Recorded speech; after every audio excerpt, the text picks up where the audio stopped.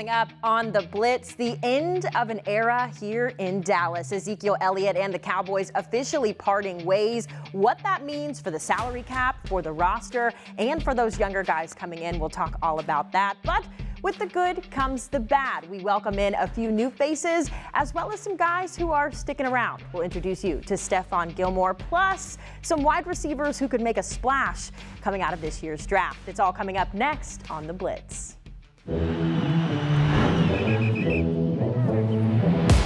Pops out to the right, breaks a tackle.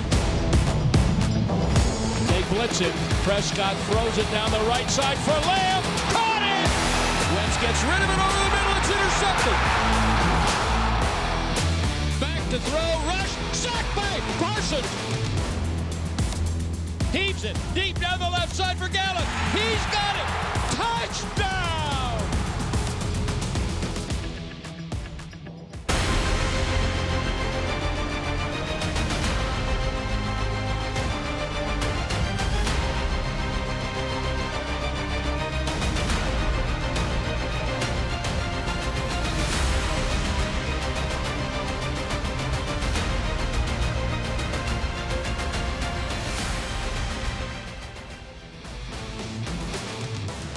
With the Dallas Cowboys officially in the books for running back Ezekiel Elliott, and that was all he wrote here in Dallas as the two have agreed to part ways. Haley Sutton and Bill Jones here with you on the Blitz, presented by Blockchain. Thanks so much for being with us. Bill, this time last week we were talking about the anticipation of going into the new year for the NFL.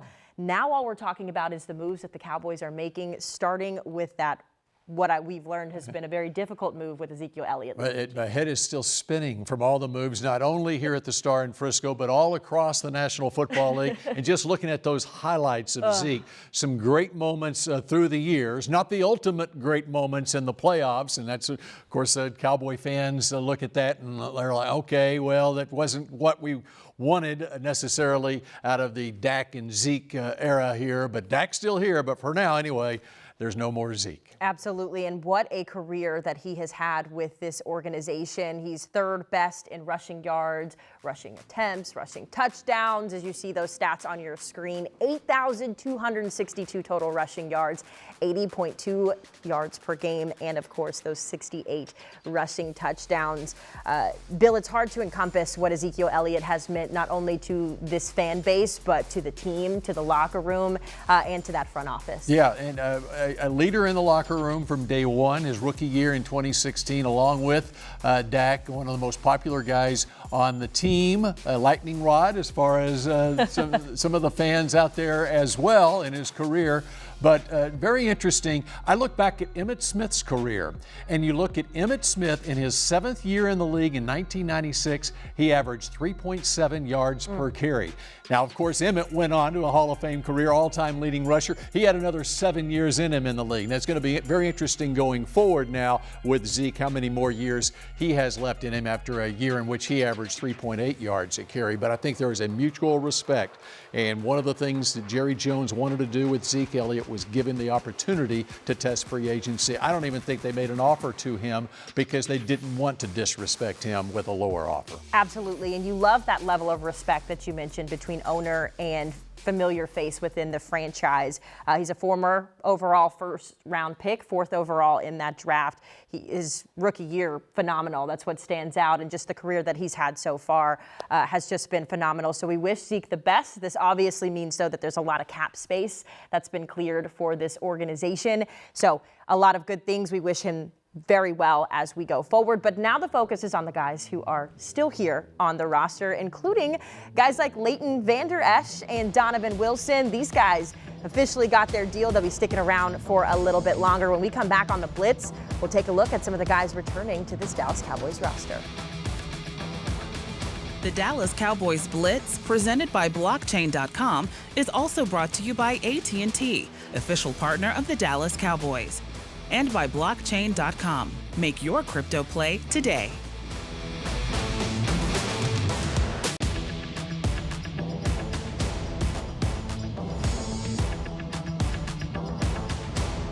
This segment is brought to you by AT&T. Welcome back to the Blitz. Boy, do we have a lot to talk about when it comes to the Cowboys free agency and them making moves. You can see on your screen there what they have done just over the last week. The biggest headline on their bill, Stephon Gilmore, the cornerback coming from the Colts. He's now a Cowboy. They also re-signed Donovan Wilson and Leighton Vander Esch, in addition to putting that tag on Tony Pollard. But as I mentioned in the intro, with the good comes the bad. We lost Ezekiel Elliott, Connor McGovern, Luke Gifford, a lot of these guys who have found new homes. Yep, and Jerry Jones at the Combine said, "Don't dismiss me doing something special in free agency." Wasn't in free agency, but it was a trade. And when I saw the Cowboys acquiring Stephon Gilmore from the Indianapolis Colts for a 5th-round draft pick, I said to myself, that's pretty special right there because of the needs on this Cowboys team. And you look back at that playoff game against the 49ers, and the Cowboys only had 2 cornerbacks on the field during that game. The entire game, only 2 cornerbacks played. They had a need there. Of course, Anthony Brown coming off the injury, a free agent himself. I love the fact, and it fits into the salary cap as well, bringing in a 5-time Pro Bowler like Stephon Gilmore, who was the Defensive Player of the Year in the entire league just 4 years ago. Absolutely. He also brings that veteran experience as well to mentor to some of these younger guys who really found their stride last season. So a really important trade, in my opinion. We had the opportunity to talk to him. You're going to hear from him coming up in just a minute. But obviously, Bill, this isn't the only move the Cowboys have made. How about Leighton Vander Esch and Donovan Wilson getting their bag so far? Leighton agreed to a 2-year contract worth up to $8 million. We're just talking during the break. There maybe could have been a market for him where it's a little bit higher, but those injuries that he's had over the course of his career have really impacted. Yeah, you look at a lot of inside linebackers in this league. We're getting 3 years, a little bit more money, but it's just the way things are going to go with Leighton in his career because of the neck injury that he's had. He's obviously valued here at the Star, puts a couple of more seasons together like he did last year, and who knows what the payoff will be for him down the road. But that's an important part of it. And Donovan Wilson. Dan Quinn has talked about Donovan Wilson, how important he is to this defense. And look at this Cowboys secondary now with the 3 starting safeties in Donovan Wilson, Malik Hooker, and Jaron Kearse to go along with the cornerbacks and Trayvon Diggs and Stephon Gilmore. I love what the Cowboys are going to be putting out there to start games. And I didn't even mention Jordan Lewis in the slot, too. Remember last week when we were talking and I said, I want them to get a deal done with Donovan Wilson? Ask, and Jerry Jones shall answer. And I didn't even mention Deron Bland, who had such a great rookie season for a 5th-round draft pick. They can now bring along the young corners gradually because of what they did here this past week. Absolutely. That defense is looking scary. On the other side of the ball, though, the offense, we're still kind of waiting on that side of the ball to be addressed. And one of the biggest issues down the stretch, of course, was that offensive line and injuries that impacted it. Unfortunately, we will not see Connor McGovern in a Cowboys jersey next season. He agreed to terms with the Buffalo Bills. 3 years, $23 million for him. Bill, what's the impact here for the offensive line and losing McGovern? Well, it's great for him that he got that kind of money in Buffalo, and it's kind of what you expect once they reach their 4th year in the league. Bigger thing, Tyron Smith redoes his contract. It's a club-friendly deal that benefits him if he stays healthy, and of course that's what the Cowboys are hoping for. And so it's going to be interesting to see if Tyron starts at left tackle and Tyler Smith starts at left guard, which was the original plan going into last year, and then Terrence Steele coming back from his ACL injury on the right side. A lot of musical chairs on that offensive line that will hopefully be addressed in the coming weeks. But I told you were going to get to meet Stephon Gilmore, and we will introduce you to the newest Cowboys cornerback when we return on the Blitz. This segment was brought to you by AT&T.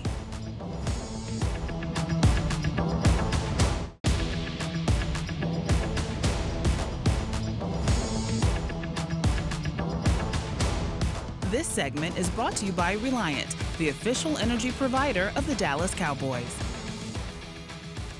Register now for 2023 Dallas Cowboys Youth Camps presented by Invisalign. Athletes ages 6 to 16 are invited to learn from the best this summer at AT&T Stadium or Ford Center at the Star in Frisco. Football camps are led by former NFL players, and cheer camps are taught by current Dallas Cowboys cheerleaders. Save $25 when you sign up for camp by May 12th. Visit DallasCowboys.com/camps.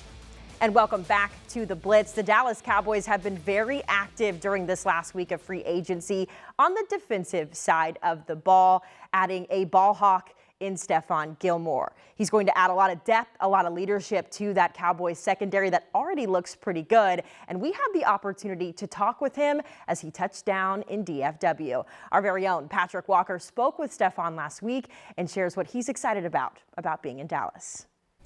Ladies and gentlemen, I am here with 5-time Pro Bowler, 2-time first-team All-Pro, former NFL Defensive Player of the Year, Stephon Gilmore, acquired by the Cowboys via trade with the Indianapolis Colts. Stephon, talk a little bit about your first reaction when you got the news that you'd be headed here to Dallas. You know, I was very excited. You know, I've been a Cowboy fan all my life, growing up as a kid. My dad, my cousins. You know, I texted my uncle. I had a surprise for him. He was so excited. So I'm just excited to be in town, you know, finally see this amazing facility. And I'm just looking forward to, making plays in this Cowboy uniform. Once the news broke, there was a lot of optimism and positivity streaming out on Twitter from guys like Trevon Diggs, Micah Parsons, even CeeDee Lamb. Talk a little bit about what it would mean to join this team playing opposite Trevon Diggs behind a pass rush led by Micah Parsons. It's going to be great, man. You know, obviously you got to work hard, put the work in. But, those guys have been great players in this league. I'm just trying to come in and add my piece to the puzzle. So I'm looking forward to, competing with people like CeeDee Lamb in practice and getting better and pushing each other. Even Dak, he's a great quarterback. So I'm just looking forward to, going for the ship. That's what we play the game for. So. Now, speaking of pieces of the puzzle, you are going to be a huge piece of that puzzle. You're a Super Bowl champion. You know what it takes to get to that level. Yeah. What's going to mean to be able to mentor some of these younger guys, especially in the safety core? You got young guys like Deron Bland coming up. I'm sure you're aware of what he was able to do in a breakout season last year. Those are the kinds of guys who are going to be looking up to you. What will you say to those guys to help get them to the next level? I've been in the league for a while, and it takes a lot of hard work, and you got to kind of have that short-term memory, no matter what you did in the past. You got to really prove yourself each and every year. So I'm just going to come in and do what I do, work hard. But, I do like teaching the youth, teaching them the things that I didn't know as a young player to help them be a better player. Now, the Cowboys' defense excelled at taking the ball away, and obviously that's something that you are no stranger to yourself. What do you, Stephon Gilmore, feel this Cowboys' defense can be in 2023 going forward, seeing what they were able to do and now having you as a piece in that puzzle? I think, like I said before, you got to put the work in. Each area starts over. But I think, we got a lot of talented players on defense, people that takes the ball away. Myself, I like, making plays on the ball. So I'm just looking forward to, putting the work in and, leaning on my teammates to do the same. You love taking the ball away. Deron Bland loves taking the ball away. Trevon Diggs loves taking the ball away. Do I smell a little bit of a competition as far as who will get the most takeaways in 2023? That's what it's about. You play this game for competition, and it's a lot of competition on the team, so that's always a great thing. Ladies and gentlemen, there you have it. Newest Dallas Cowboys cornerback Stephon Gilmore. Thank you so much, Patrick. And we love a little friendly competition when it comes to taking away the ball. Welcome to Dallas, Stephon. Coming up next here on the Blitz, the offensive side of the ball. How are the Cowboys going to address that? We've got Kyle Yeomans back in studio to talk about some wide receivers in this year's draft that you should be keeping your eye on. We'll tell you about them coming up next. This segment was brought to you by Reliant, the official energy provider of the Dallas Cowboys.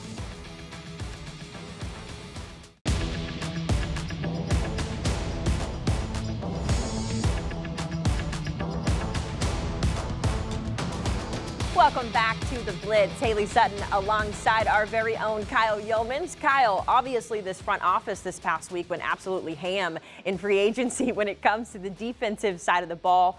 And while we still wait for maybe some moves to be made on the other side on offense, the good news is this draft class littered with talent in offensive positions, particularly the wide receiver room. A lot of guys who could make an impact right away in this locker room. Yeah, and if you're going to take one of those guys, it'll probably be at 26. But even if you don't, there's some good tight ends available. We'll talk about that in a later episode. And then there's some deeper wide receivers as well that can make an impact in rounds 2 or 3. Let's start with a Dallas-Fort Worth product, Jackson Smith-Njigba out of Ohio Ohio State. He only played 5 games in 2022, so limited tape in his most recent season. That's one knock against his draft stock. Here's what he does well and a little bit of what he does not do well in the tape. But he came out of Rockwall, Texas. He had 347 yards in this game against the Utah Utes. He's going to come inside on this little slant route and then break back to the edge. Not a great release right off the line of scrimmage. That's one of the knocks against his game, but he's a technician as a route runner. He created separation against that slot corner, and then here he goes, breaking a couple tackles. 3 tackles already by that point before the stiff arm,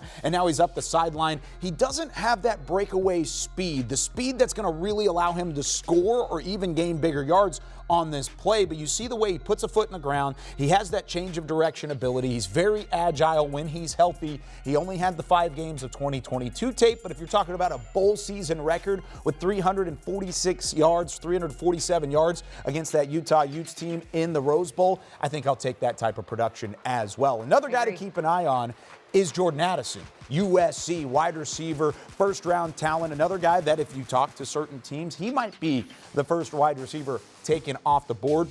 Some knocks to his game, though. He's a little bit smaller, but he has some burner speed. 4.49. He's pretty much confined to the slot. He probably won't play a lot outside. Yes, he's from USC. Yes, he played with Caleb Williams, the Heisman winner, but he transferred from Pitt. So here he is out of the corner. He's had some good quarterbacks. That's Kenny Pickett down there, by the way, who was a first-round pick last year. Here he is off the line of scrimmage. Straight break inside. Uh-oh, where are you going?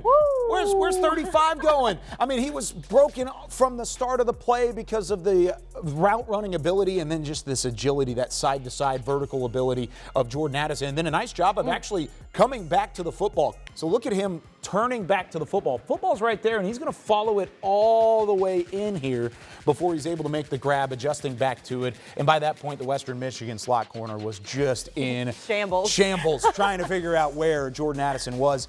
He's not alone. Don't worry, 35. He wasn't the only one. He went on to win the Biletnikoff Award in Pittsburgh before transferring to USC and had an even better season with the Trojans. Jordan Addison, a really good guy who I think is flying under the radar a little bit. I had the opportunity to talk to him at the Combine a couple weeks ago, and one of the things he said he would really benefit in this Cowboys offense is playing opposite of a guy like CeeDee Lamb. So it'll be interesting to see his versatility and where he ends up. If it's here, great. If not, we'll watch him across the rest of the league. But obviously, Kyle, those are just 2 of a very talented wide receiver group this year. Is there maybe somebody else we should be watching that is also kind of flying under the radar? Yeah, and this is one guy that the Cowboys have met with previously. Jalen Hyatt out of Tennessee, 3 years with the Vols. Here's his career numbers. We talked about Jordan Addison winning the Biletnikoff, which is given to the best wide receiver at the collegiate level. Jalen Hyatt won it in 2022. So back-to-back Biletnikoff winners. Here's what he did. 4.4 speed. This is against Alabama. Keep that in mind. This isn't Western Michigan like Jordan Addison just went up against. This isn't the Utah Utes. This is against Alabama, who has 4 or 5 players in the secondary that are going to be drafted first or second round. Here's Hyatt. He's going to be on the inside here. Another wide receiver on the outside. He's probably going to be a second-round pick in Cedric Tillman. Now, look at this. Just straight off the line of scrimmage, he sees the corners. He sees zone coverage. He knows where to go. And using that sideline to his advantage, he just blows right past some of the better defensive backs in college football. This was too easy for Jalen Hyatt, and this wasn't alone. He torched Alabama for multiple touchdowns, for over 150 yards receiving. This was just a big throw from Hendon Hooker. Put it on the money. He's able to run away from guys. I love his versatility because he can play inside, he can play outside. 4.4 speed. The size is what's going to knock him a little bit, and that's where he could potentially be available for the Cowboys at the 58th overall pick in that second round. If he's a second-round player, you don't go wide receiver or even tight end in that first round. You get a pass catcher in the later rounds. Jalen Hyatt's one that the Cowboys have had their eyes on, and you should have your eyes on him as well. Absolutely. That game against Alabama, a statement for Jalen Hyatt. Kyle, thank you always so much for your insight and your knowledge. We're going to go ahead and take another break here on the Blitz, but when we return, pro days are already underway for schools across the country. We'll check out Texas and talk about some other guys you should be paying attention to as they get ready to put up some big numbers.